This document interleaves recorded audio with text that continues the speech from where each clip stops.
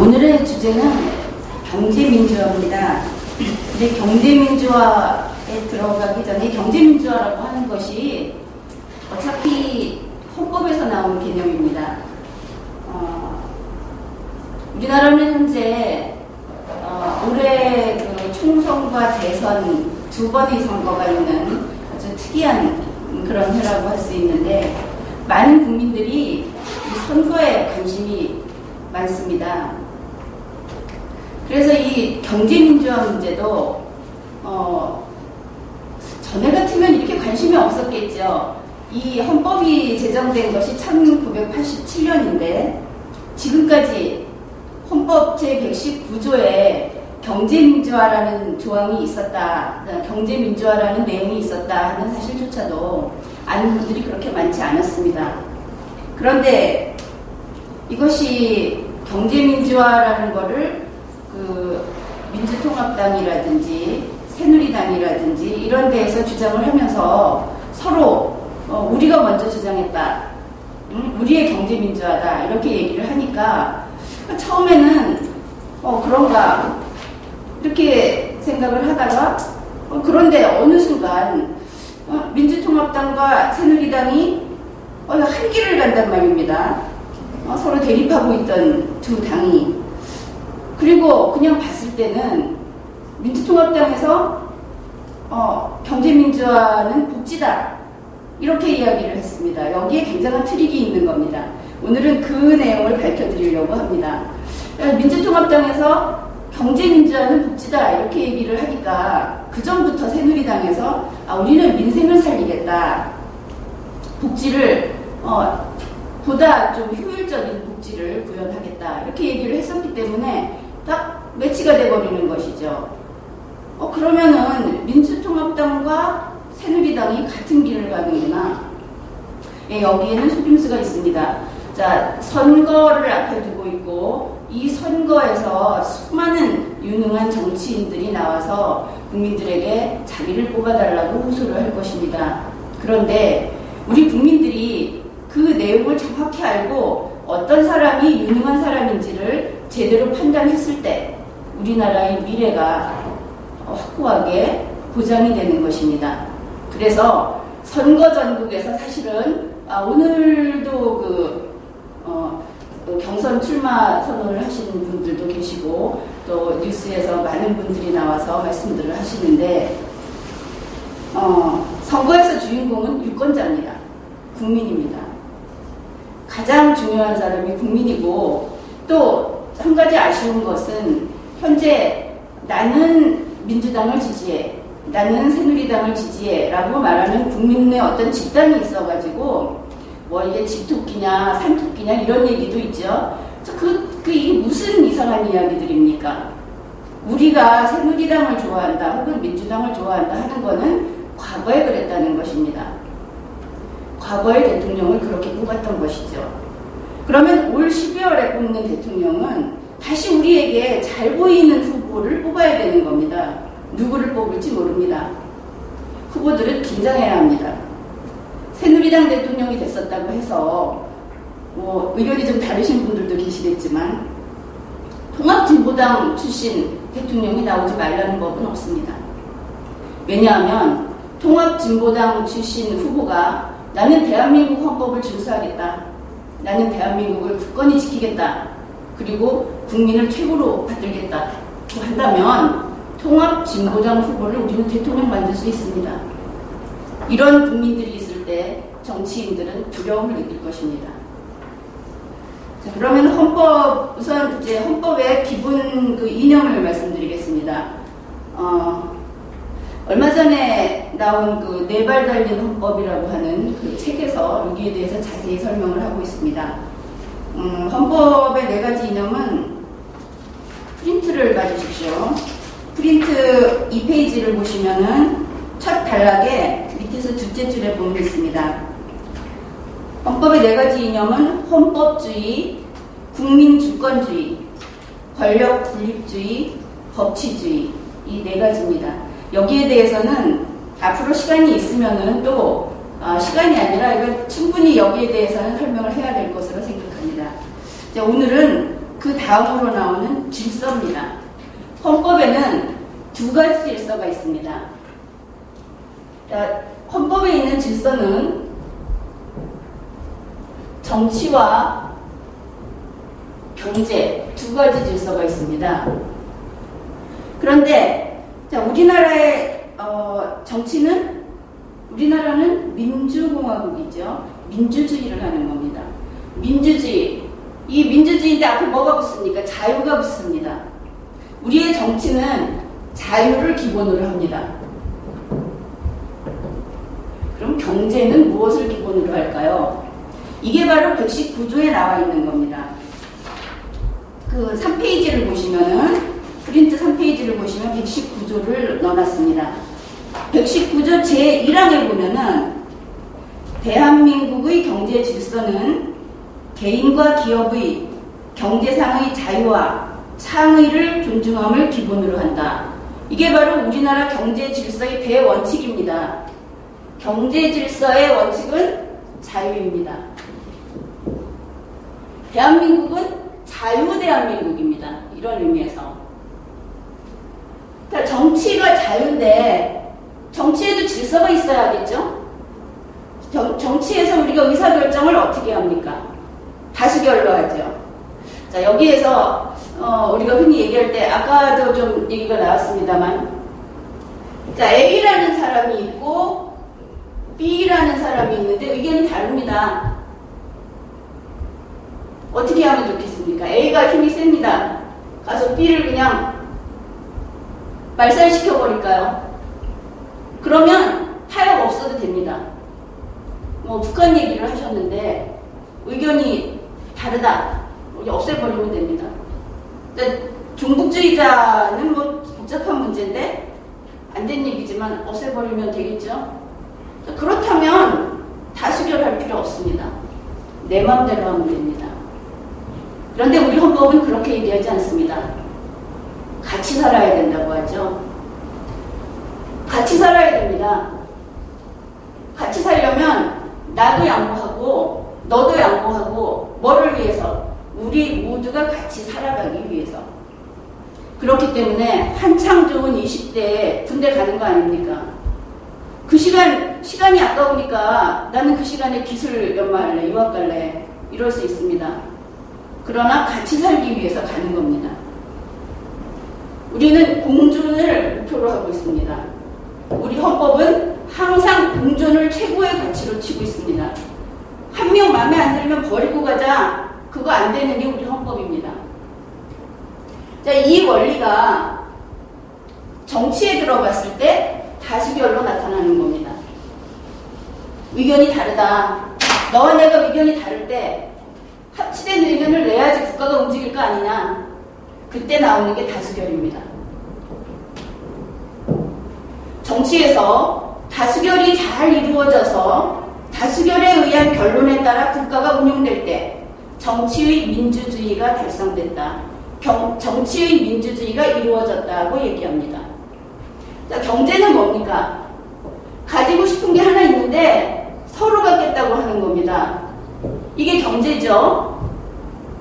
뭔가를 구매를 하는 것도 그렇고 경매 같은 걸 예를 들어볼까요? 가지고 싶은 거는 물건은 하나인데 가지고 싶은 사람은 많습니다. 이게 기업에서도 마찬가지겠죠. 다를 때 어떻게 의견 일치를 합니까? 경쟁으로 합니다. 경쟁으로 해서 승리자가 갖는 거에 대해서 다른 사람이 수긍해 주는 겁니다. 다수결도 마찬가지죠.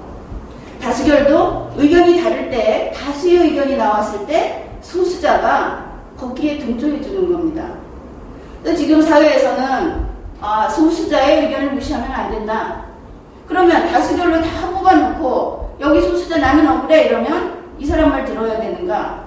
그렇지 않습니다. 다수결이라고 하는 것은 소수자가 따라줬을 때 다수결이 제 뜻을 갖는 것입니다. 마찬가지로 이 경쟁이라고 하는 것도 경쟁의 결과에 대해서 승복을 해줄 때 경쟁은 의미가 있는 것입니다. 이러한 약속은 우리 모두가 알고 있고 이 약속을 지키고 있습니다. 우리나라가 사실 항상 하는 얘기지만 100%잘 돌아가고 있는 나라입니다. 문제 없는 나라입니다. 경제에서는 경쟁으로 의사의 일치를 이루어냅니다. 그래서 정치 질서는 자유를 원칙으로 하되 의사결정 방식은 다수결이다. 이렇게 이야기를 하고, 경제 질서는 자유를 원칙으로 하되 경쟁으로 의사의 일치를 이루어내는 것이다. 그 의사결정 방식은 경쟁이 되는 것입니다. 그래서 앞에 자유와 경쟁이라는 두 가지를 써놨습니다. 그런데 이 경쟁이라고 하는 것을 다시 생각해 봅시다.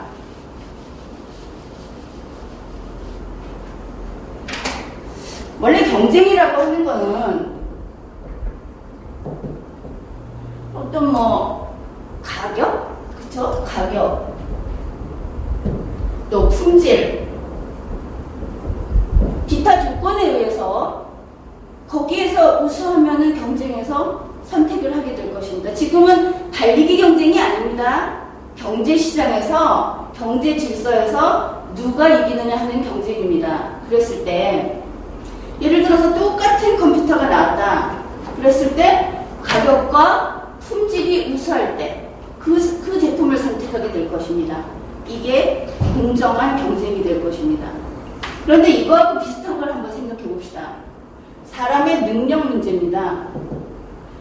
자, 어떤 그 컴퓨터 워드 치는 검정시험 전에 있었거든요. 요새는 워드 누가 빨리 치느냐 이런 거 안 하는데 한 10년 전만 해도 그런 거 했습니다. 누구나 해야 됐었어요. 근데 예를 들어서 아버지가 1분에 500타를 치는 사람입니다. 그럼 한 400타, 500타 치면 잘 치는 거죠. 400타 치면 잘 치는 거죠. 근데 그 아들이 왔다. 500타 치는 사람 아들이니까 너는 보나마나 500타 이렇게 점수 안 주죠.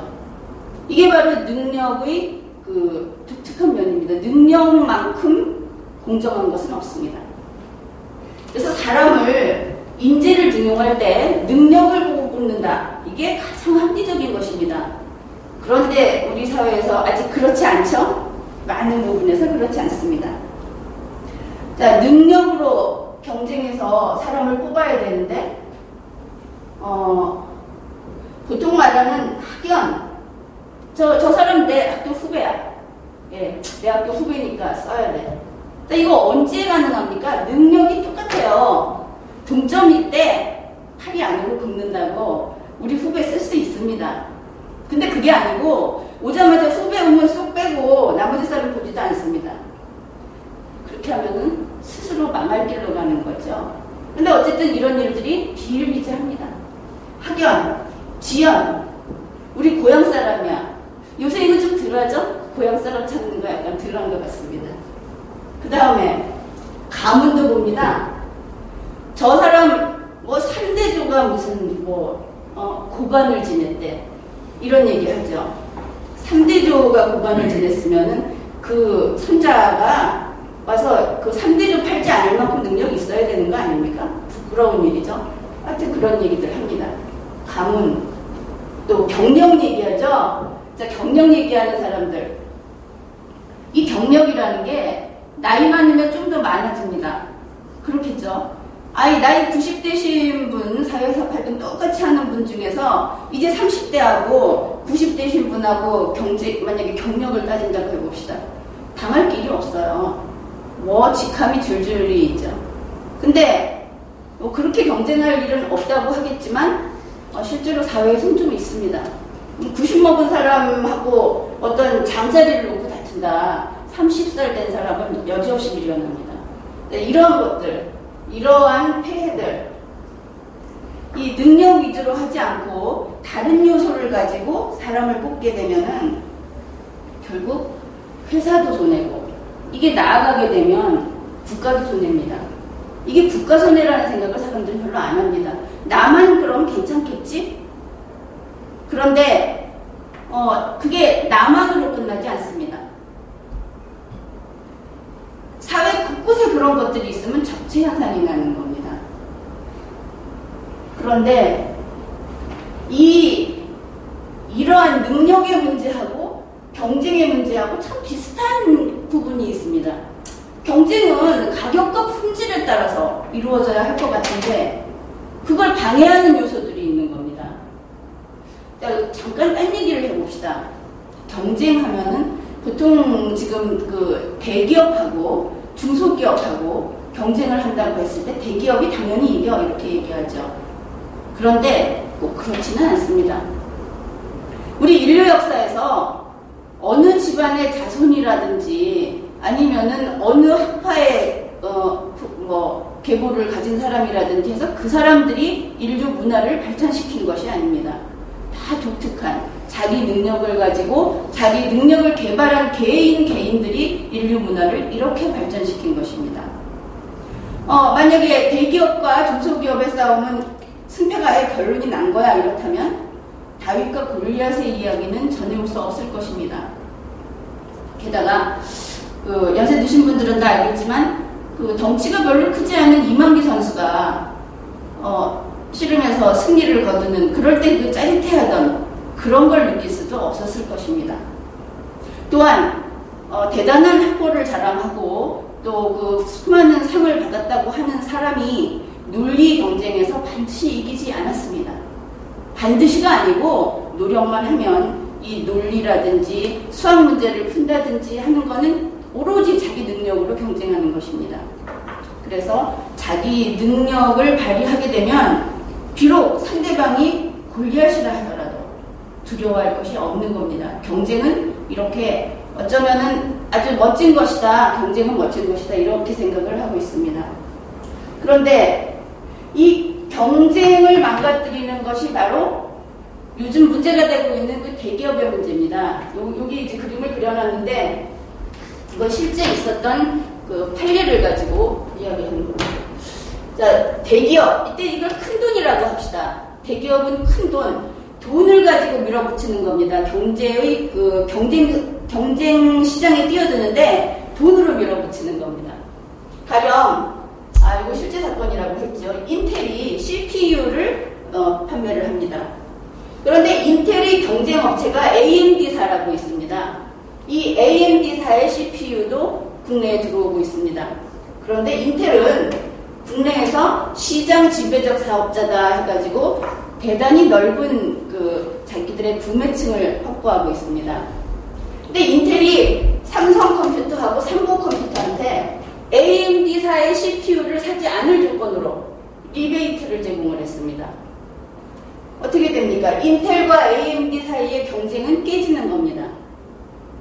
경쟁이 이루어질 수 없겠죠. 돈으로, 리베이트라는 건 돈으로 경쟁의 우위성을 사는 겁니다. 바로 이 큰 돈을 가지고 경쟁을 깨는 부분, 그건 경제 질서를 깨는 것입니다. 그 다음에 이거는 가장 먼저 생긴 경쟁을 깨뜨리는 요소였습니다. 이거 다음으로 발견된 것이 바로 하도급 문제입니다. 과거에는 이 하도급이 대기업이 아니라 그 집안에 무슨 권력자가 있다, 정치인이 있다, 이래가지고 그 위력을 발휘하는 경우도 있었다고 합니다. 어떤 A라고 하는 회사가 대기업이 있고 B라고 하는 회사가 있습니다. 그건 여러 개가 있을 수 있습니다. C라는 회사가 이 기업들의 납품을 하는 입장입니다. 부품 회사죠. 그랬을 때 C는 A와 B 중에 보다 자기에게 더 많은 대가를 가격보다 더 좋은 조건으로 거래를 하는 회사를 선택할 수 있습니다. 그럴 때 경쟁은 무장되는 것입니다. 그런데 A라는 회사가 얘기합니다. B에다가 납품하면은 다음에 거래 안 해. 협박을 하는 거죠. 그리고 또 C가 A한테 납품을 하고 있을 때 A가 소위 그 기술 탈취라고 요새 하는 게 있습니다.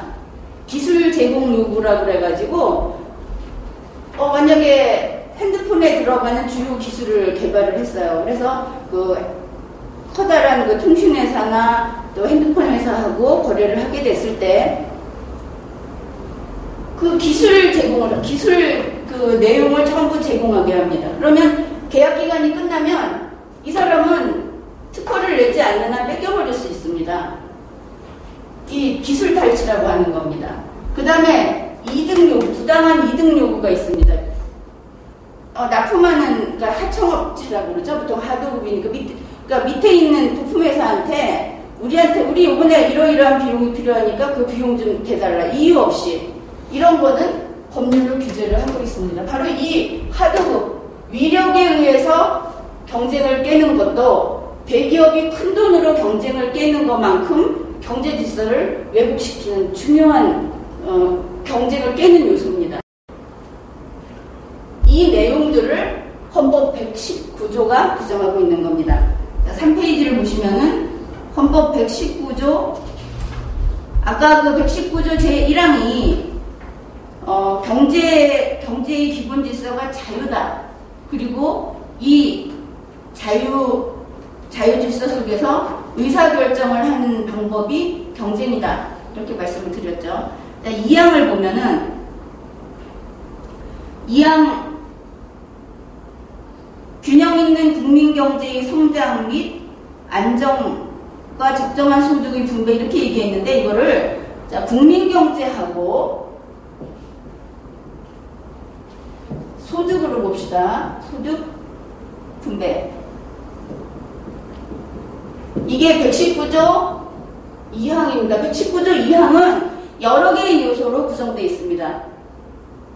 자, 국민 경제의 성장과 적정한 소득의 분배 뭘로 이루어집니까? 이거 경쟁이 되면 자동적으로 이루어지죠. 자, 여기에 대해서 많은 분들이 그 의문을 품으면서 이렇게 얘기합니다. 어떻게 국가가 적정한 소득 분배를 하고 어떻게 국가가 국민 경제를 성장시키겠냐? 그 사고 자체가 나쁘게 말해서 좌파적입니다. 왜냐하면 우리는 이 자유민주주의 국가에서는 뭐를 억지로 갖다 만들지 않습니다. 어떤 상태에서 가장 잘 되느냐? 내버려뒀을 때. 그때 가장 잘 되는 겁니다. 자유가 보장되고 경쟁이 보장될 때 자기네끼리 경쟁해서 가장 좋은 게 위로 올라갑니다. 그러면 매번 가장 좋은 것이 선택이 되고 그것들이 모여서 우리의 경제 질서를 이루게 되는 것입니다. 인류는 그렇게 나옵니다. 그래서 국민 경제와 소득 분배라고 하는 이 119조 2항의 전단, 119조 2항에는 4가지 요소가 들어있습니다. 그 중에 앞에 있는 2가지는 뭐냐면은 그저 경쟁이면은 되고 더 좋은 거 경쟁 촉진입니다. 이건 규제가 아닙니다. 어떤 경쟁이 있을 때 도와줄 수 있는 게 없을까? 그 부분이 바로 정부가 관여하겠다는 겁니다. 예를 들어서 달리기 선수가 달리려고 트랙에서 준비하고 있을 때 정부가 뭐를 하면은 경쟁을 촉진합니까? 바닥에 떨어져 있는 돌멩이를 치워주면 됩니다. 왜? 선수가 돌멩이에 걸려 넘어져서 승패가 나뉘어지면 안 되겠죠. 제대로 달려서 결과가 나와야 될 것입니다. 그래서 이 앞부분 국민경제와 소득분배 이 부분에서는 경쟁 촉진이지 결코 대기업이건 중소기업이건 국가가 가서 규제하지 않습니다. 자, 우리가 이렇게 경쟁을 하는데 우리가 이런 시장에 진출을 하는데 뭐 도와줄 거 없느냐? 그 부분이 바로 전 단계입니다. 그 다음에 시장의 지배와 경제력의 남용을 방지하며 라는 부분이 있습니다.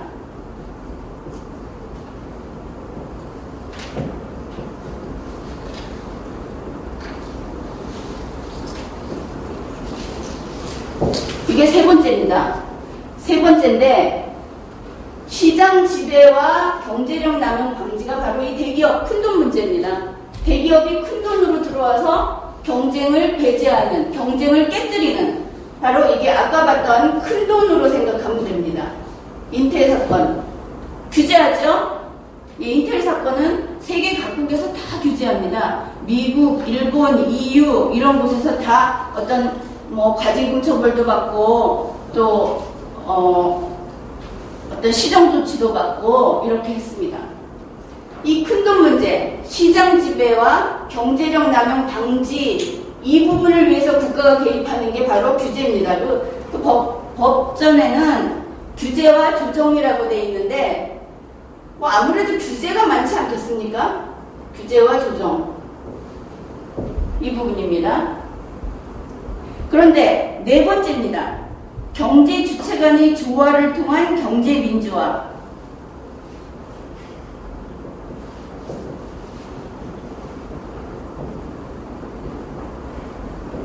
이게 요즘에 말 많은 경제 민주화입니다. 경제 주체 간의 조화를 통한 경제 민주화. 이게 뭐냐면은 아까 하도급 위력의 문제입니다.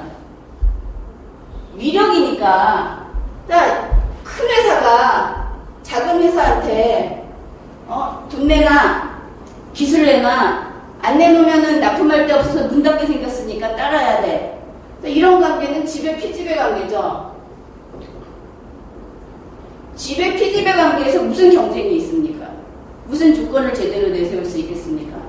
이 하도급 위력의 문제는 대기업이 큰 돈으로 경쟁을 깨뜨리는 것 못지않게 현재 심각한 문제입니다.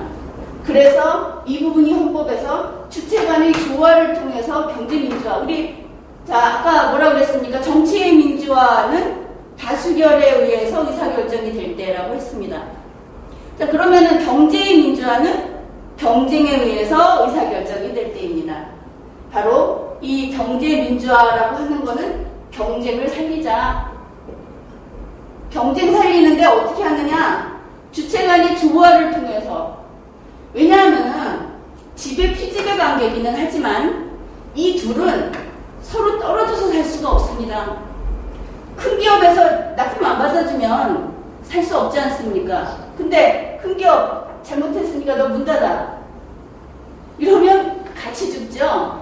그래서 조화를 통해서 그러지 말라고 하겠죠. 조화를 통해서 이런 그 위력을 행사하지 말고 조화를 통해서 해보자 했다가 그게 1단계입니다.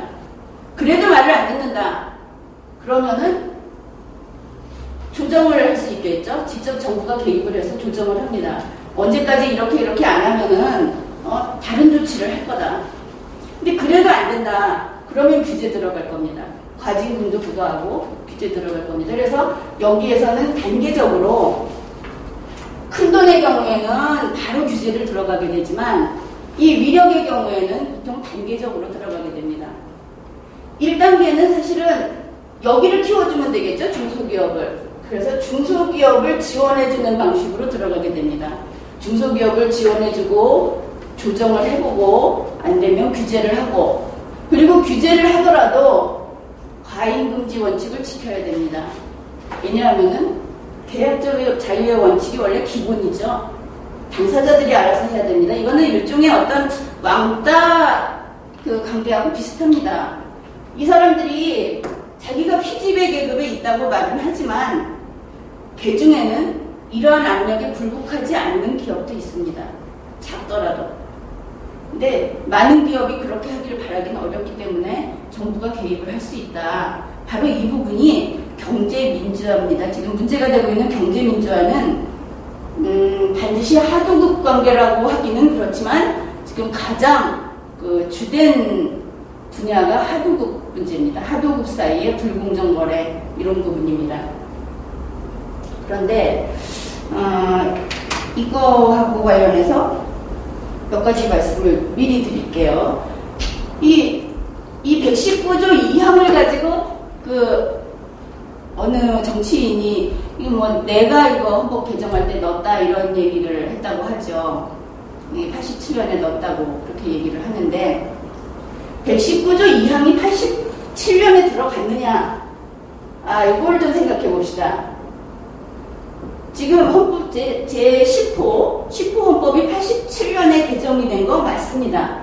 그리고 119조 2항이 이 프린트 3페이지에 있는 이 119조 2항이 87년에 들어간 것이 맞습니다. 그런데 실제로 이 국민경제와 소득 분배 이 부분에 대해서 헌법에 들어간 것은 80년 헌법입니다. 이 많은 분들이 이걸 잘 모르고 계시는데 요게 내용이 실제로는 독과점 금지입니다. 그렇죠? 독과점의 폐해를 해결하자 하는 그런 부분이거든요. 그래서 이게 독과점이라는 걸로 해가지고 80년 헌법에 들어갔습니다. 80년 헌법에서 이 내용을 이미 다루고 있던 것이죠. 그리고 여기에서 찾아보시면은 저 뒤쪽에 나중에 또 다룰 건데 뒤쪽에 보면은 이 내용이 들어 있습니다. 예, 이게 14페이지에 보면은 독과점의 폐단은 적절히 규제 조정한다. 그래서 80년 헌법 120조 3항에 들어 있습니다. 독과점 금지가 80년에 헌법에 들어왔고 헌법에 있으니까 공정거래법이 제정이 됐습니다. 공정거래법이 1980년에 제정이 됐습니다. 똑같이. 헌법에 80년에 독과점 금지가 들어오면서 공정거래법이 80년에 제정이 됐는데 요 공정거래법 속에 시장 지배적 지위남용, 경제력 남용 방지라는 내용이 그 제1조에 보통 1조를 목적조항이라고 그러죠. 80년 공정거래법 1조에 들어가 있습니다. 요 내용이 들어가 있는 겁니다. 그럼 이제 80년에 요거 다 들어가 있는 거죠. 80년 헌법과 공정거래법에. 이 공정거래법은 86년에 개정이 됩니다. 이때 개정이 되면서 요 상세한 내용이 들어갑니다. 뭐 무슨 부당 공동행위라든지 뭐 이런 거에 대한 상세한 내용이 들어갑니다. 자, 지금까지 다 87년 이전이죠. 법이 이렇게 바뀐 것들이. 자, 상세한 내용이 들어가는 게 86년. 헌법에 독과점 금지 들어간 게 80년. 공정거래법에 들어간 게 80년. 공정거래법에 상세한 규정이 들어간 게 86년. 그런데 지금 이 경제민주화라는 거 있지 않습니까? 경제민주화가 84년에 하도급 공정화법이라고 하는 곳에 들어갑니다. 84년 하도급 공정화법에 경제민주화가 들어갔는데 나중에 87년에 이거를 다 합해갖고 지금의 119조 2항을 만든 겁니다. 그렇기 때문에 헌법 119조 2항에 있는 경제민주화라고 하는 부분, 즉 하도급 관계에서 그 위력에 의해서 경쟁을 깨뜨리는 이 부분은 87년에 새롭게 들어간 게 아니고 1980년부터 우리 사회 현상이 서서히 바뀌면서 독과점의 문제라든지 하도급의 문제라든지 그 시대에 문제가 생기면 그 문제를 해결하기 위해서 법률이 쭉 축적돼 오다가 87년 법에 일괄해서 들어가게 된 것입니다. 그러니까 이 87년에 경제민주화 조항이 처음으로 독창적으로 들어갔다 이렇게 주장을 하는 건 좀 무리가 있겠죠. 그리고 또 사람들 중에는 87년 헌법이 소위 민주화 세력이 승리해서 전두환 정권이 패배해서 그래서 이 여러 가지 민주적인 내용이 많이 들어갔다 이렇게 얘기를 하는데 결코 한 나라의 헌법을 그런 식으로 가볍게 얘기해서는 안 되는 것입니다. 경제나 치안이나 마찬가지로 상황이 악화되면 규제는 강화되고 그렇지 않으면 완화되는 것입니다. 따라서 87년에 이러한 조항이 헌법에 들어간 것은 우리 경제가 과거에는 경제라고 할 것이 없었죠. 그런데 경제가 발전하고 기업이 많아지다 보니까 그 사이에서 여러 가지 폐단도 생겨나는 겁니다. 그런 사회 현상에 따라서 헌법에도 이 조항이 들어가게 된 것이다 이렇게 생각하면 될 것입니다.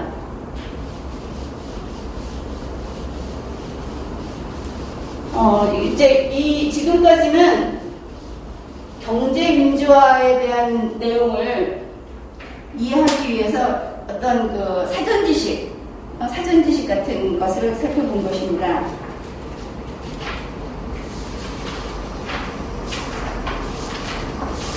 프린트 7페이지를 봅시다.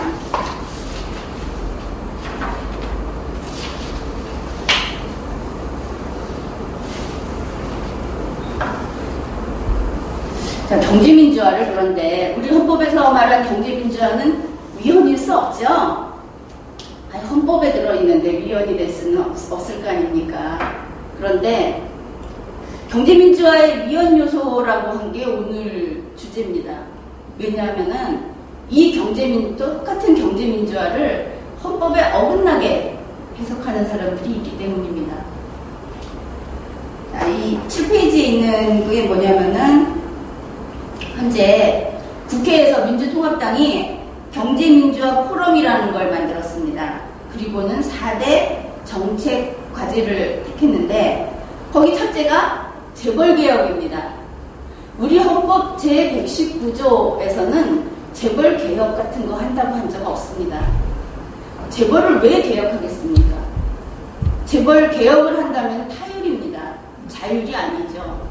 경제의 대표 원칙은 자유이고 이 사람들이 경쟁을 깨뜨리지 않는 한은 정부는 개입하지 않습니다. 따라서 재벌개혁이라는 주제가 애초에 문제가 되는 것입니다. 그 다음에 금융시장의 민주화라는 걸 두 번째로 택해놨는데 이 부분은 상당히 흥미로운 부분입니다. 금융시장의 민주화하고 여러분들 혹시 안철수 씨 아시죠? 안철수 씨하고 관련이 된다는 걸 생각해 보셨는지 모르겠습니다.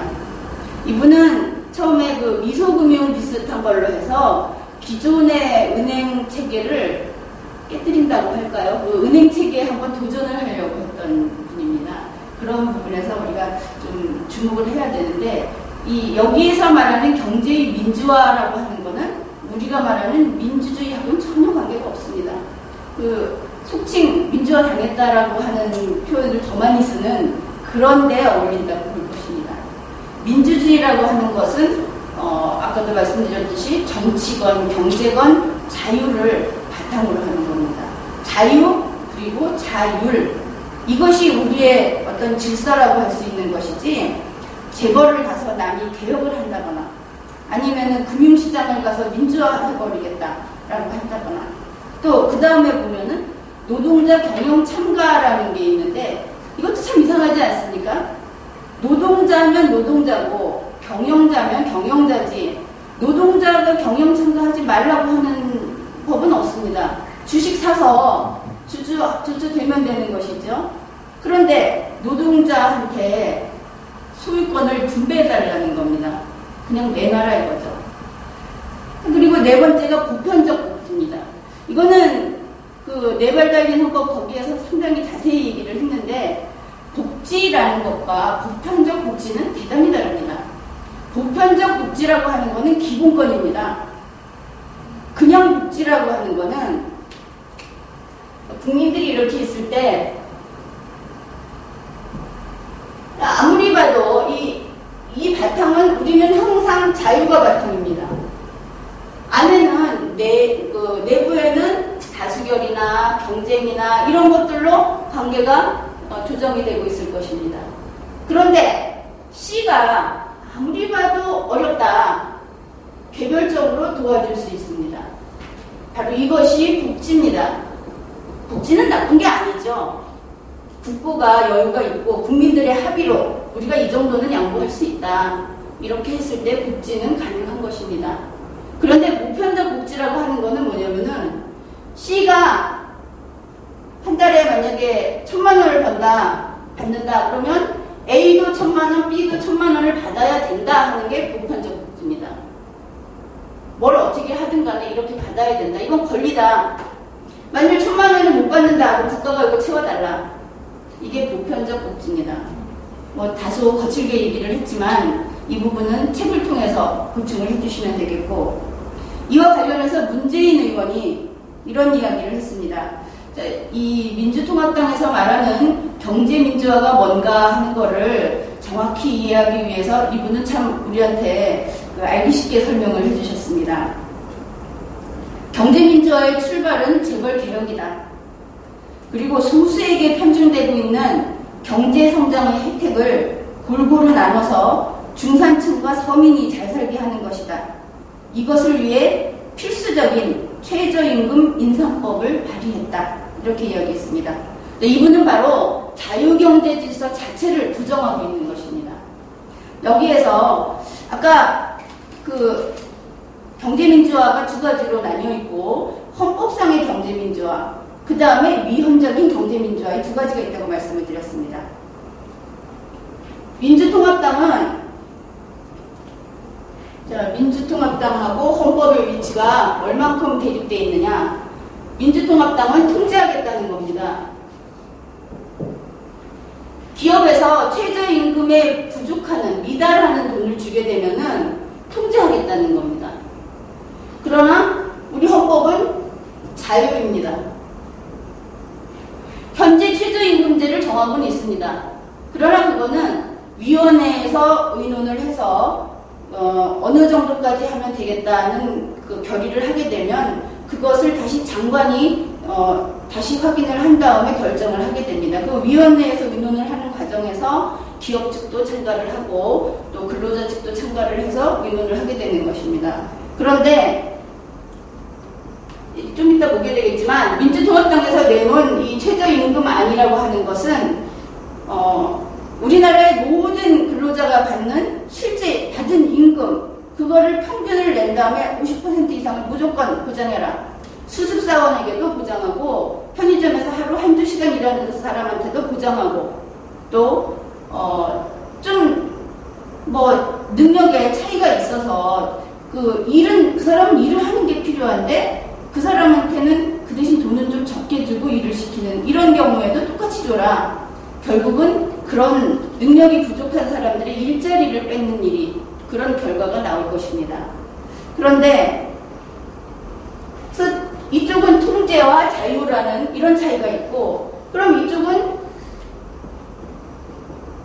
균등분배, 이쪽은 경쟁입니다.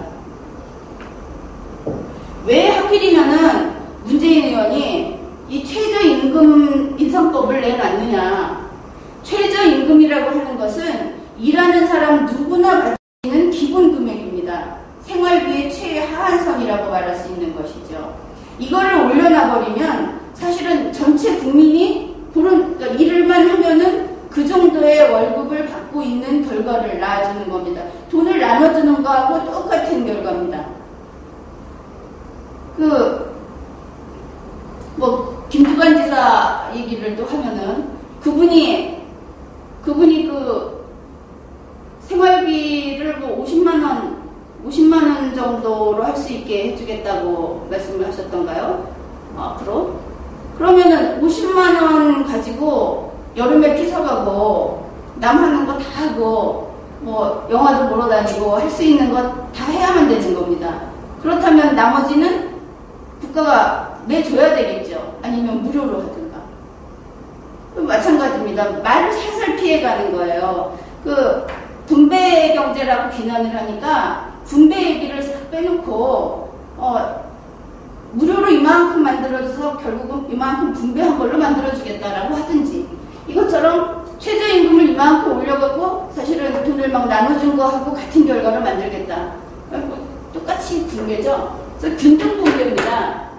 지금 민주통합당에서 얘기하는 경제민주화는 대표적인 가장 필수적인 게 최저임금 보장이라고 했습니다.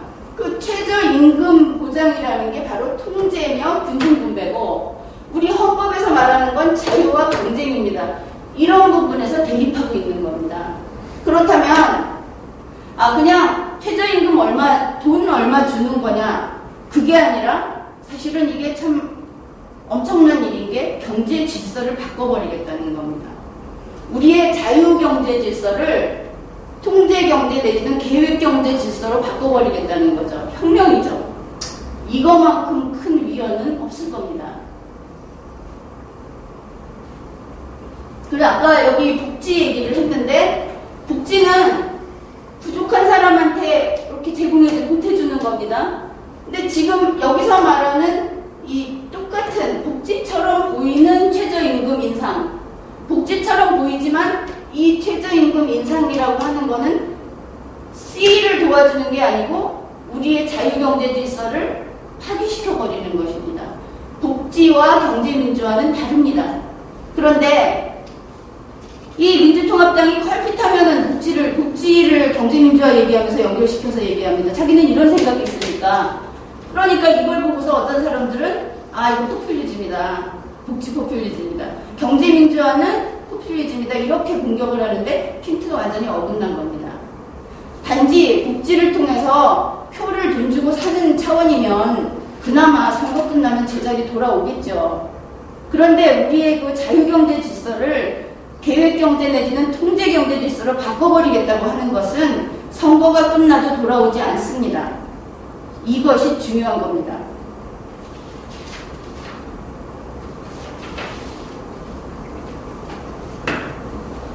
그 경제민주화 관련해갖고 지금 최저임금법을 그 8페이지에 보면 있습니다. 문재인 의원하고 심상정 의원, 이목희 의원 이렇게 최저임금법 개정안을 내놨는데 좀 말이 안 되는 부분이 참 많습니다. 문재인 의원은 아까 말씀드렸듯이 최저임금을 평균임금의 50% 이상으로 올리겠다 이렇게 얘기를 했는데 뭐 그 뒤에 세세히 보게 되면 더 많은 내용을 발견해낼 수 있겠지만 심상정 의원은 뭐라 그러냐면 최저임금을 정했는데 이렇게 올렸는데 그 사업주가 안 준다. 그럼 나머지를 정부가 세금으로 먼저 주고 나중에 돌려받아라.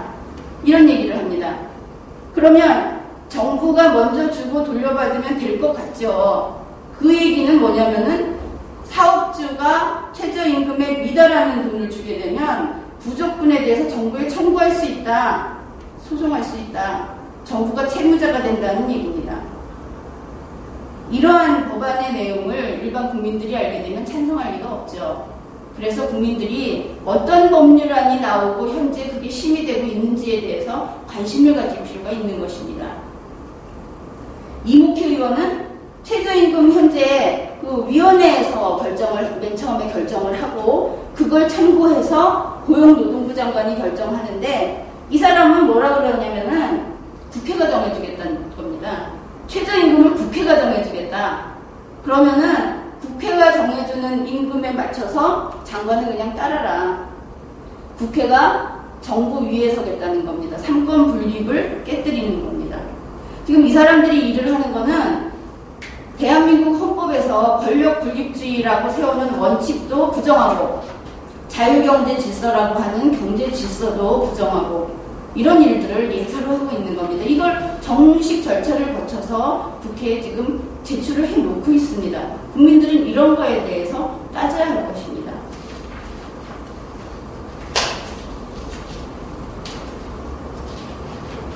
그리고 이 경제민주화에 대해서 현재는 새누리당하고 민주통합당이 같이 가고 있다고 하죠. 그런데 왜 그렇게 얘기들을 할까요? 새누리당이 아주 마음에 안 들어서 그렇게 얘기를 할까요? 9페이지에 보면은 새누리당하고 민주통합당의 강령을 뽑아놨습니다. 이 두 정당이 어떤 정체성을 가지고 있는지. 자, 새누리당 강령 정책의 맨 처음에 이렇게 나옵니다. 우리 국민은 자랑스러운 대한민국을 건국했음은 물론 세계 역사상 가장 짧은 기간 내에 산업화와 민주화를 성공적으로 완성시킨 자랑스러운 역사를 일으켜냈다. 자, 우리 대한민국 국민 전체를 존중하고 우리 대한민국과 우리의 역사를 존중한다는 것입니다.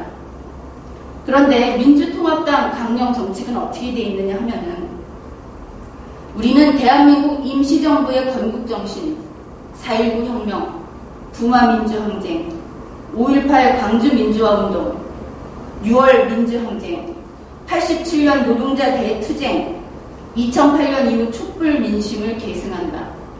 이렇게 되어 있습니다. 중간에 물론 여러 가지 수식어들은 뺐습니다만 그러면 이 민주통합당은 전체 국민을 존중하지 않습니다.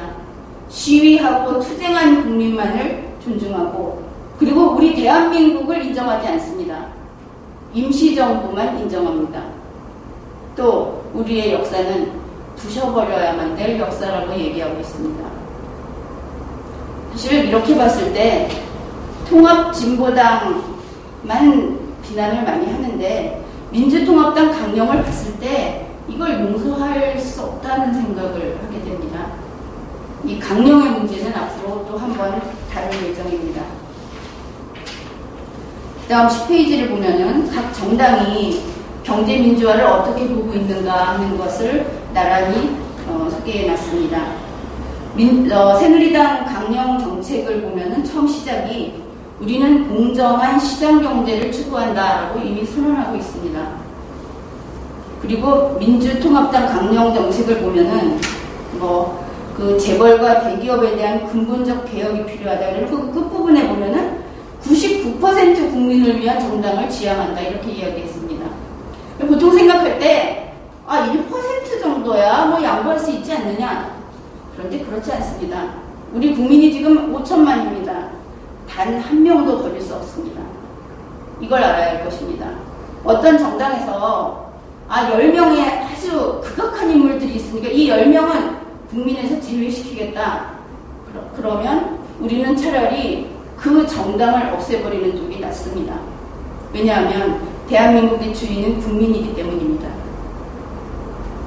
그래서 이 새누리당은 경쟁의 보장을, 강령을 보게 되면 경쟁의 보장을 추구하고, 그리고 이 경쟁을 살려서 경제 질서가 건강하게 됨으로 해서 양극화도 해결을 하고, 이런 식으로 하는 간접 개입 방식을 택하고 있습니다. 그런데 민주통합당은 결과의 균등을 추구합니다. 그래서 직접 1%의 대기업에게 뺏어서, 그리고 나머지 돈 버는 사람들의 돈을 합쳐서 그걸 5천만에게 나눠주겠다는 겁니다. 결과의 균등을 직접 개입해서 직접 분배하는 방식을 채택하고 있습니다. 이 직접 분배 방식이라고 하는 것은 우리 헌법이 용납하지 않는 방식입니다.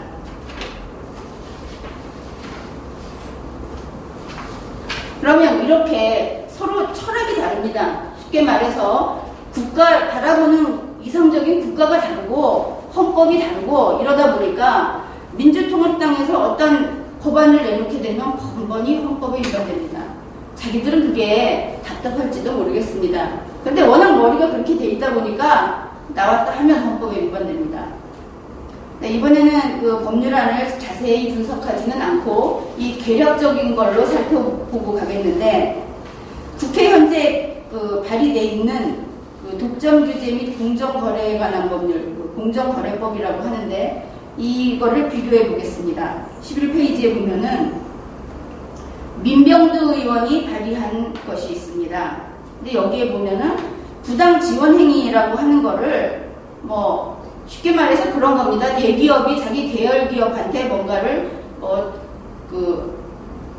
돈도 지원해주고 물건도 지원해주고 이런 지원 행위입니다. 근데 이거를 경쟁 제한성에 대한 입증이 없이 제재를 가하겠다 이렇게 얘기했습니다. 그런데 이 공정거래법에서 다루는 내용들은 대부분 뭡니까? 경쟁이 제한되기 때문에 규제하는 겁니다. 경쟁이 이렇게 해서 경쟁이 제한이 되지 않는다. 리베이트 줬는데 이 리베이트 갖고 이 사람들이 전혀 끄떡이 없다. 그러면은 여기에 대한 위법성이 좀 낮아질 겁니다. 그러니까 유권자가 돈 받고 표를 찍을 때 나는 똑바로 찍을래. 이렇게 얘기하면 법으로는 규제를 합니다. 그러나 선거 질서는 교란이 덜 되겠죠. 결과는 원래 처벌해야 되니까 결과는 똑같습니다만. 그래서 이 처벌을 하는 이유는 경쟁이 제한되기 때문입니다. 경제 질서는 경쟁이 깨지게 되면 분배도 제대로 안 되고 또 기회를 잃게 되고 그 경제 질서 자체가 병드는 거죠. 그래서 이런 공정거래법으로 규제를 하는 것인데, 경쟁 제한성이 없어도 그냥 제재를 가하겠다. 한마디로 말해서 경쟁을 깨뜨리기 때문에 규제하는 게 아니고 돈이 많으니까 규제하겠다는 겁니다. 이게 요즘 일반인들이 많이 알고 있는 경제민주화가 대기업을 증오해서 만들어낸 개념이야 라고 하는 게 딱 떨어지는 그런 법률안이 이 민병도안이라고 하겠습니다. 그 다음에 정호준 의원이 발의한 것이 있는데, 이 정호준 의원은 지금은 어떻게 제안을 하냐면 일감 몰아주기라고 뉴스에 많이 이렇게 나오고 있는데, 현저히 유리한 조건으로 지원을 하면은 규제를 합니다. 근데 개정안에는 현저히를 빼버렸습니다. 현저히 아니고 지원을 하면 규제를 합니다. 굉장히 그 규제폭이 넓어지겠죠. 게다가 공정거래위원회 보고 매년 실태조사를 합니다. 공정거래법을 놓고서 다 찾아봐도 실태조사라는 단어는 나오지도 않습니다. 공정거래위원회에서 실태조사를 할 때는 스스로 입안을 해가지고 실태조사를 합니다. 실태조사라고 하는 거는 그 기업을 샅샅이 가서 조사를 하게 되는 겁니다. 그런데 이거를 매년 정기적으로 의무적으로 해서 보고를 하라는 것입니다. 그런데 이거를 무조건 반대할 일은 아닙니다. 만일 기업이 정말 부패해서 정말 경쟁을 많이 저해하기 때문에 해야만 한다면 해야 되겠죠. 그런데 지금은 그런 상황은 아니라고 봅니다. 이 법률안을 샅샅이 보게 되면 또 다른 문제점이 많을 것입니다. 그러나 오늘은 대체적인 것만 보고 있습니다. 세 번째, 이항구 의원이 발의한 법안이 있습니다.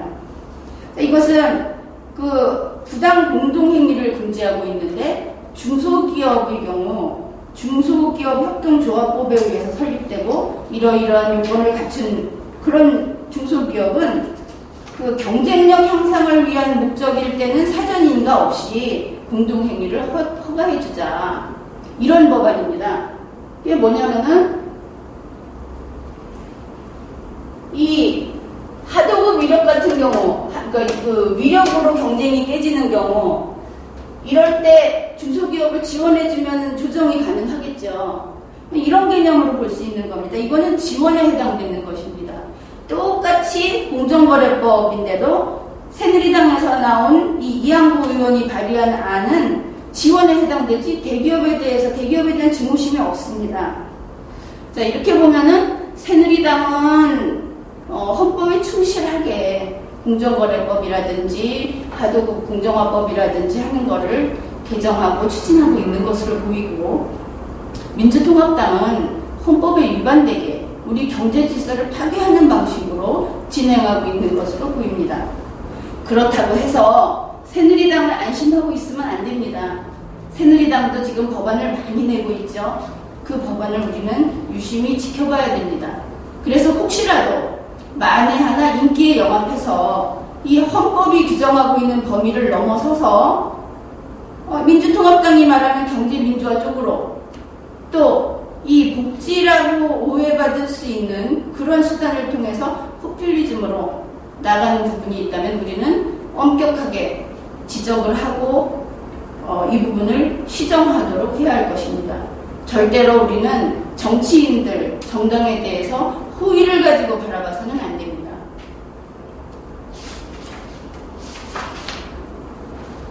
자, 이제는 최근 그 경제민주화하고 관련해서 참 많은 논란이 있는데 그 부분을 다뤄보기로 하겠습니다.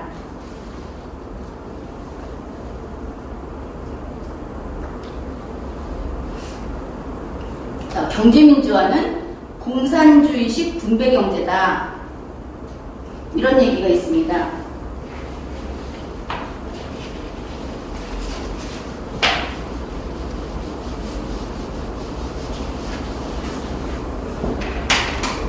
일부분은 맞고 일부분은 틀리죠. 근데 지금 봤다시피 그런데 이제 경제민주화는 가진 자, 재벌 이런 사람에 대한 증오심에서 나온 거다. 또 새누리당과 민주통합당의 경제민주화는 똑같다. 이렇게 이야기를 하는데 새누리당이 완전히 다른지는 모르겠습니다.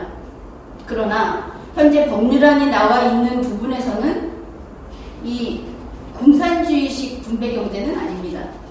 민주통합당 지금 나와 있는 법률안으로 봐서도 극히 의심이 많이 갑니다. 그렇기 때문에 경제민주화는 공산주의식 분배경제다 하는 부분이 민주통합당 쪽에서 분명히 보이고 있습니다.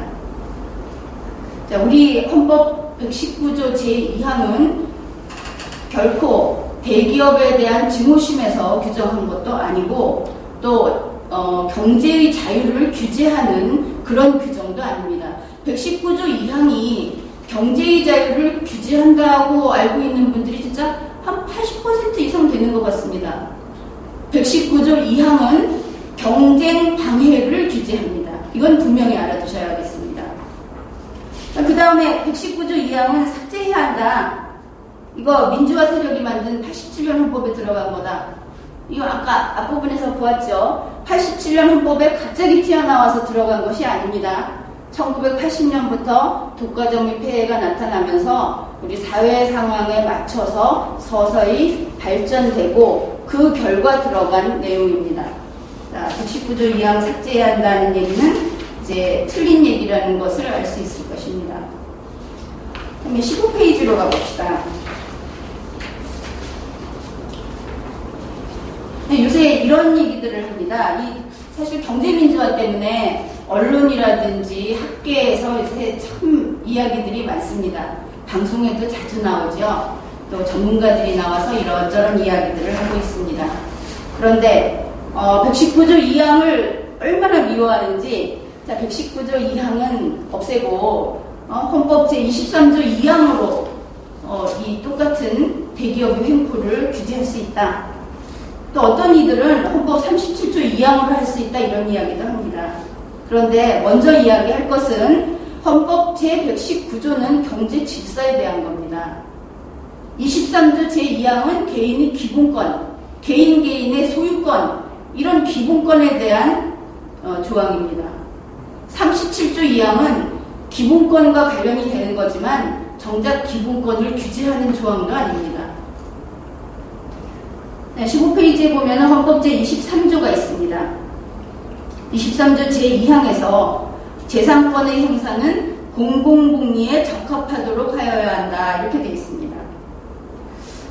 이거 보면은 재산권을 행사하는데 공공복리에 적합하지 않으면 처벌되나요?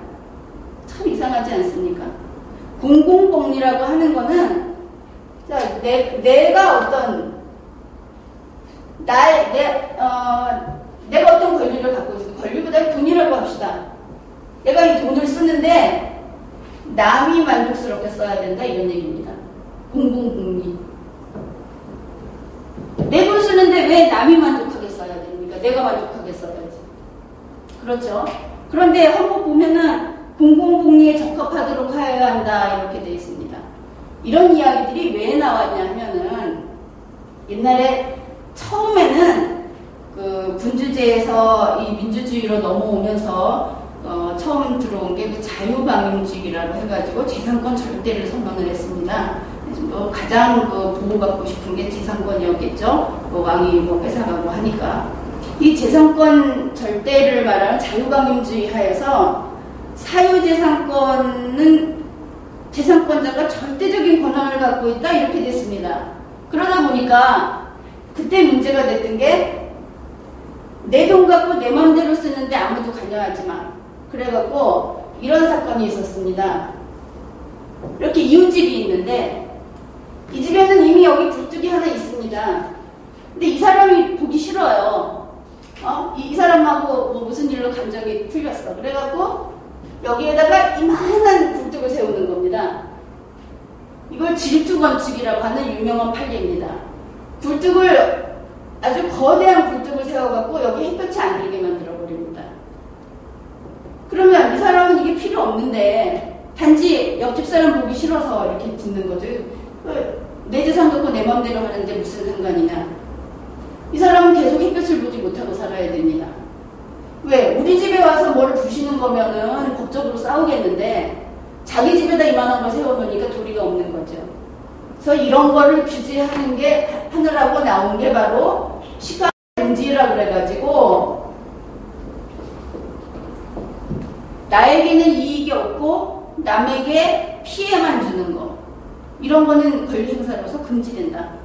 이런 것이 생겼습니다. 그 다음에 이제 점차 발전하면서 공공복리, 남에게 피해가 가게 하는 권리 행사는 좀 자제하는 게 어떻겠느냐 이렇게 해서 나온 것이지 공공복리는 의무가 아닙니다. 공공복리가 의무라고 한다면은 착하게 안 살면 다 감옥 가야 됩니다. 그건 독재보다도 더 무서운 거죠. 그래서 이 헌법 23조 2항이 재산권의 행사를 공공복리에 적합하도록 해야 한다라고 하는 것이 그걸 가지고 기업이 경쟁을 깨뜨리는 것을 규제할 수 없는 것입니다. 이 공공복리라고 하는 거는 충분히 이해하고 계실 겁니다. 어느 지역에 그 수몰지구 같은 데 있죠. 그 국토개발하는 과정에서 거기에는 뭐라 그러나요? 물을 담는다든가 이렇게 호수를 만든다든가 할 수밖에 없다. 그럴 때 나는 거기에 동의할 수 없다. 그래서 끝까지 버틴다면 공사 자체를 할 수 없게 되겠죠. 이런 경우에 공공복리 이론이 나오게 됩니다. 그렇더라도 적정한 보상을 해야 됩니다. 그리고 그 전에 꼭 이 사람이 필사적으로 안 하겠다 그러는데 꼭 해야 되는가 하고 한 번 더 의논을 하는 겁니다. 그 국가를 운영하는 일에서도 개인의 자유를 침해하게 될 때는 이만큼 조심스러운 것입니다. 그래서 23조 2항을 가지고 119조 2항을 대체할 수 있다. 이런 이야기는 하면 곤란한 겁니다. 근데 특히 전문가들이 이런 얘기를 하게 되면 일반인들을 많이 호도하게 되고 거기에 대해서 뒷책임을 좀 졌으면 좋겠는데 방송마다 나와서 이런 얘기들을 하고 다니게 되니까 국민들이 잘못된 정보를 갖게 되는 경우가 많습니다. 그 다음에 37조 2항입니다. 37조는 원래는 그 37조는 1항부터 읽어보셔야 됩니다. 국민의 자유와 권리는 헌법에 열거되지 아니한 이유로 경시되지 아니한다. 전에 강의할 때 그런 말씀 드렸습니다. 이때 권리는 꼭 권리라고 하지 말고 자유라고 생각해보자. 나의 자유는 당신의 자유를 침해한다, 제한한다. 그렇기 때문에 헌법이 같이 살기 위한 법인데 가능하면 이 울타리를 안 치는 게 좋지 않느냐. 가능하면 이거는 5천만 중에 당신 혼자만 써. 이렇게 되면 곤란하지 않겠느냐 이런 말씀을 드렸습니다. 그런데 그 37조 1항에서 말하는 것은 바로 국민의 자유는 헌법에서 이런 자유가 있다고 규정하지 않았더라도 모두가 자유다. 여기서 더 확실히 알 수 있죠. 우리 처음에 우리나라의 정치 질서의 원칙은 자유다. 이렇게 얘기했습니다. 경제 질서의 원칙도 자유다. 예, 바로 이 1항이 그런 걸 이야기해 주는 것입니다. 그런데 2항에서는 국민의 모든 자유와 권리는 공공복리, 안전보장 이런 걸 위해서 제한할 수 있으며 이렇게 돼 있죠. 이걸 보고서 또 유명한 경제 전문가, 법률 전문가 이런 분들이 요새 그런 얘기를 합니다. 37조 2항으로 119조 2항을 대신할 수 있다. 이게 천만의 말씀입니다. 37조 2항이라고 하는 것은 세상에 어디서 37조 2항으로 국민의 기본권을 제한합니까? 거의 있을 수 없는 일입니다. 이거는 우리나라 사법부에서는 이 37조 2항을 과잉금지 원칙이라고 합니다. 다른 요인에 의해서 그 국민의 기본권을 안전보장, 질서유지, 공공복리를 위해서 제한을 해야 할 경우 그때도 이 37조 2항을 한 번 더 생각해 보십시오 하는 게 이 조항입니다. 다시 생각해 보는 겁니다. 이 꼭 제한해야 하는가? 이게 37조 2항이지 37조 2항에 의하면 제한할 수 있습니다. 언제든지. 자, 그런 얘기를 하는 거는 프린트에도 얘기 너무나 좀 어이가 없어서 이런 얘기를 했는데 이건 바로 좌파들의 사상적 베이스입니다. 좌파는 법을 무조건 압제라고 생각합니다. 국가질서나 법은 독재의 수단이라고 생각을 합니다. 그런데 우리의 법은 자유를 모든 사람이 최대한 누릴 수 있게 하기 위한 최소한의 질서입니다. 따라서 37조 2항이라고 하는 것은 기본권을 제한할 때 그렇더라도 이거는 따져서 그래도 괜찮겠다면 제한하라. 이런 규정입니다. 그래서 이거를 과잉금지 원칙이라고 하는 것이니까 분명히 알아두시면 되겠습니다. 그 다음에 이거는 참 대중을 상대로 하는 방송에서 이런 얘기를 하더군요. 경제민주화 헌법 119조 2항으로 재벌의 기업 활동을 규제한다. 이러면 깨끗하게 돈 버는 건 어느 시대건 불가능하다.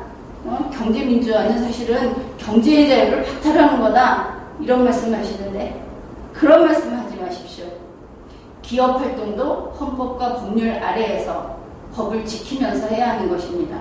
그리고 일반 국민은 다 법을 지키면서 살아갑니다. 어째서 재벌은 법을 안 지켜도 되는 것입니까? 재벌이나 가난한 사람이나 다 헌법과 법률을 지켜야 합니다. 돈만 벌어오면 무슨 짓을 해도 된다. 그런 거 용서하지 않습니다. 국민들은 다 알고 있는데 어째서 전문가만 모르고 있는 것입니까? 그 다음에 그 17페이지에 보면은 이거는 참 역사가 오랜 얘기입니다.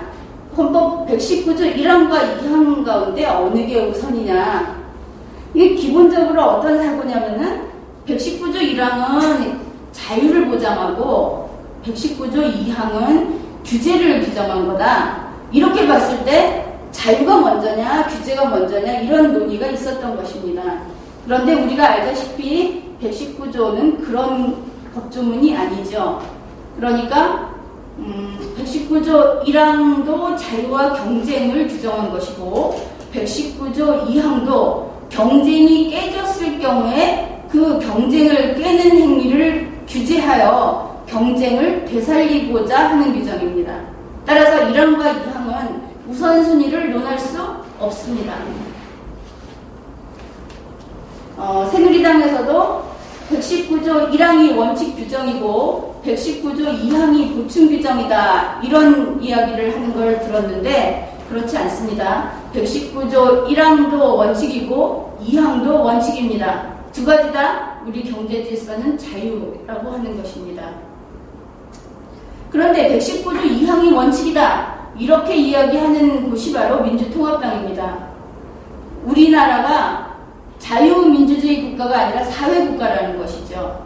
그러면서 그분들이 내세우는 게 뭐냐면은 우리 재헌헌법은 사회국가의 경제를 규정했다 이런 이야기를 합니다. 재헌헌법 84조를 보면은 국민의 기본적 수요를 국가가 책임진다고 되어 있습니다. 그런데 이거를 생각해 봐야 됩니다. 1948년과 지금은 시대가 다릅니다. 1948년도에 국가 기록을 찾아보게 되면 경찰관의 가족이 굶어 죽는 사람이 나오는 뉴스가 나옵니다. 그래서 경찰관이 범죄를 했다는 뉴스가 나옵니다. 사람이 굶어 죽던 시대입니다. 그때 국가가 제한된 그 자산을 가지고 있다면 국민을 먹여야 하겠죠. 그래서 국가에게 이러한 책임을 지웠던 것입니다. 오늘날에 와서 이제는 잘 사니까 먹여 살려야 되지 않겠냐 이렇게 얘기할 수 있습니다. 그런데 지금 우리 국민이 올해로 5천만 명이 됐다고 합니다. 그 중에 일주일에 6일간 하루 6시간이니까 하루 8시간 근무하는 사람으로 칩시다. 8시간 근무하는 근로자가 2,100만 명 정도 됩니다. 그러면 2,100만 명이 벌어서 5천만 명이 나누어서 먹고 살자 그러면 2,100만 명이 반대하겠죠. 당연한 거 아니겠습니까? 일하는 사람은 적고 일하지 않는 사람이 거의 비슷한 숫자인데 이거를 다 복지로, 보편적 복지로 똑같이 나눠 먹고 살자. 그러면 일을 하는 사람도 나도 안 하고 먹고 살면 안 될까 이런 이야기 나올 것입니다. 그래서 그 재헌헌법도 우리나라가 사회국가였다고 규정한 것은 아니고 또 그 재헌헌법의 이 경제조항은 서서히 자유경제질서로 점점 개정이 됐고 현재 우리의 헌법은 자유경제질서를 분명하게 규정하고 있습니다. 그래서 이 헌법 제119조 제1항과 제2항의 우선순위 논쟁은 이제는 종지부를 찍어야 되지 않겠느냐. 우리 헌법 제119조는 우리의 경제질서가 자유를 원칙으로 하고 있고 그리고 오직 이 1항과 2항 모두가 추구하고 있는 것은 경쟁을 어떻게 하면 경쟁을 촉진시키고 경쟁이 잘 일어나게 할까 이런 것이지 대기업을 규제하는 것이 아닙니다. 경쟁을 깨뜨리는 대기업을 규제하는 것입니다. 이 헌법 119조 2항에 대해서 정확하게 이해하고 계셨으면 좋겠습니다. 이제 확인학습을 한번 보겠습니다. 이게 문제 푸는 거 다 싫어하실 텐데 그래도 한번 풀어봅시다. 아주 간단한 문제입니다. 1번 우리 헌법이 규정하는 정치 질서는 자유이다. 정치 질서에서의 의사 결정 방식은 다수결입니까? 경쟁입니까? 이 경우에는 다수결 방식이 되겠습니다. 그럼 우리 헌법이 규정하는 경제 질서는 자유입니다. 경제 질서에서 의사 결정 방식은 다수결 방식입니까? 경쟁 방식입니까? 이 경우에는 경쟁 방식입니다. 바로 이거하고 관계돼서 신문에 보시면 아시겠습니다만, 아니 어떻게 경제에 있어서 민주화를 한다는 거지? 난 이해가 안 돼. 이런 얘기를 하는 분들이 많이 있습니다. 경제에서 민주를 다수결로 이해하고 계시는 겁니다. 그게 아니죠. 경제에서 민주주의는 경쟁입니다. 그분들을 만나면 그런 얘기를 해주십시오. 우리 헌법상의 경제민주화는 재벌을 증오하는 제도인가? 그렇다 아니다. 재벌을 증오하지 않는다고 했죠. 우리 경제민주화는 재벌을 증오하지 않습니다. 재벌은 국가의 소중한 자산입니다. 자, 헌법 제119조 제2항은 국가가 무엇을 규제하는가? 기업의 경쟁 방해를 규제한다. 기업의 자유를 규제한다. 기업의 경쟁 방해를 규제합니다. 5번 헌법 제119조 제2항은 헌법 제23조 2항이나 37조 2항으로 대체할 수 있는가? 그렇다 아니다. 아니다가 먼저군요. 아니다 그렇다. 대체할 수 없습니다. 이거는 규제하는 레벨이 아예 다른 것입니다. 한쪽은 질서고 하나는 그 개별적인 기본권입니다. 나머지 둘은. 6번 헌법 제119조에서 제1항은 자유경제 질서를 규정하고 제2항은 평등 경제 질서를 규정한 것인가? 그렇다 아니다. 아니라고 했죠. 이 두 가지는 다 자유경제 질서를 규정한 것입니다. 7번 우리의 민주주의는 어떤 민주주의인가? 이것은 대단히 중요한 문제인데, 왜냐하면 뭐라고 할까요? 제2 정당이라고 할까요? 크기로 민주통합당에서 99%를 위한 민주주의를 내세우고 있기 때문입니다. 자, 100%를 위한 민주주의, 99%를 위한 민주주의. 우리의 민주주의는 100%를 위한 민주주의입니다. 다음에 양극화를 해결하는 방식 가운데 민주통합당의 직접 분배 방식과 새누리당의 간접 개입 방식 가운데 어느 것이 위헌인가 그랬습니다. 직접 분배 방식은 우리의 경제 질서를 파괴하는 것입니다. 이것이 바로 위헌입니다. 그래서 오늘은 좀 많은 내용을 빠르게 진행을 시켜봤습니다. 수고하셨습니다.